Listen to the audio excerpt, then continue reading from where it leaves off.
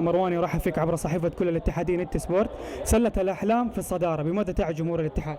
أول شيء نقول الحمد لله على الفوز، نبارك للجمهور الاتحادي، وإن شاء الله نعدهم بالدوري وبالكاس وبالنخبة بإذن الله. بماذا تطالب جمهور الاتحاد خلال المباريات القادمة؟ نطالبهم بالحضور إن شاء الله، ما نقصر معهم بإذن الله. يعطيك العافية. أول شيء أشكرك على الاستضافة الحلوة هذه، وإن شاء الله نوعدهم من القادم حيكون أحلى وأحلى إن شاء الله. بس أنا كان عتبي اليوم صراحة على الرابطة إنه توقعت إنهم يجوا وما يبغى لهم دعوة، فإن شاء الله المرة الثانية يكونوا موجودين بإذن الله. بماذا تطالب جمهور الاتحاد خلال المباريات القادمة بحكم أن الفريق متربع على صدارة الدوري؟ أطالبهم بالحضور ودعم الوجيه الصاعدة للفريق، لأنهم محتاجين دعمكم بإذن الله. المباراة الصعبة دي وفازوا. ثاني شيء للأسف الشديد يعني احنا من سنتين نعاني من موضوع الجمهور، ما هو كالعادة يعني، بس ما أدري إيش المشكلة. على الرغم تكلموا في تويتر الشباب ما قصروا، رسلوا رسائل، لكن للأسف ما في إجابة للجمهور إنهم يحضرون مباريات. لسه الدوري في بدايته، هذه الجولة السادسة وباقي.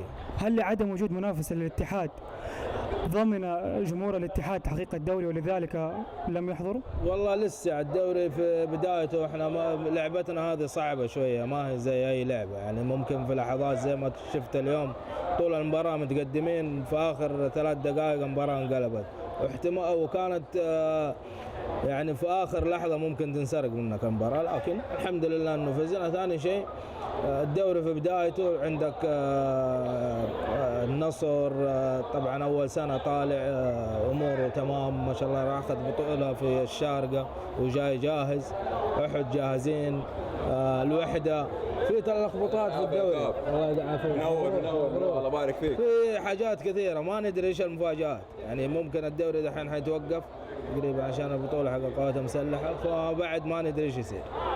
بماذا تطالب جمهور الاتحاد خلال المباريات القادمة؟ نطلبهم بالحضور، غير كذا ما نبغى منهم شيء. الله يعافيك. شكرا. مساعد مدرب سلة الأحلام المدرب غسان ينبعاوي، في البداية رحب فيك عبر صحيفة كل الاتحادين نت سبورت.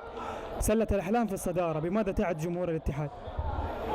بسم الله الرحمن الرحيم. والله كل اللي أقدر أوعد جمهور الاتحاد انه ان شاء الله عند الوعد كالعاده، يعني ان شاء الله ما نخرج من اي موسم من غير بطولات بحول الله تعالى.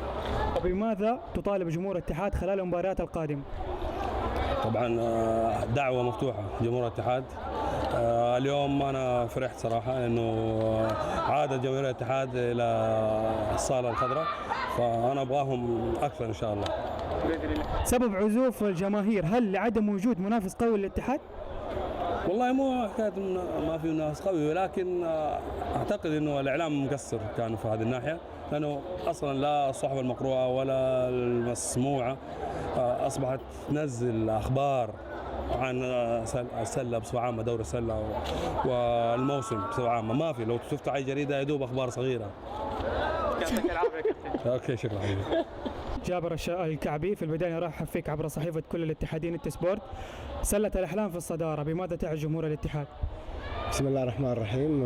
الحمد لله على كل حال، واول شيء شكرا لصحيفه النت سبورت.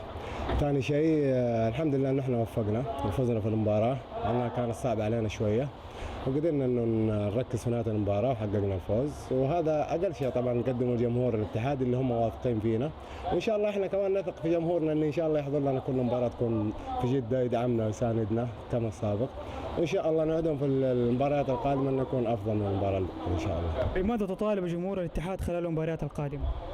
صراحه جمهور الاتحاد ما اقول انه مقصر معانا، بس الحضور باين يعني. اتمنى انه يكون الحضور المباريات الجايه ان شاء الله يكون افضل من كذا، لانه طالما انه الجمهور حيكون ورانا احنا حنكون مستعدين وتم الاستعداد ان شاء الله انه نفرحهم في المباريات. هل سبب عزوف الجماهير عن مباريات السله لعدم وجود منافس قوي لسله الاحلام؟ اكيد في منافسين، بس فريق سله الاحلام غني عن التعريف يعني الحمد لله. ثاني شيء انه بما انه فريق سله الاحلام عارف انه وراه جمهور، اكيد انه حيجتهد وحيتطور وحيعطي اداء افضل من اللي قبل ان شاء الله. يعني الجمهور مساندتهم شيء كبير لنا، احنا نقول الحمد لله على كل حال. شكرا.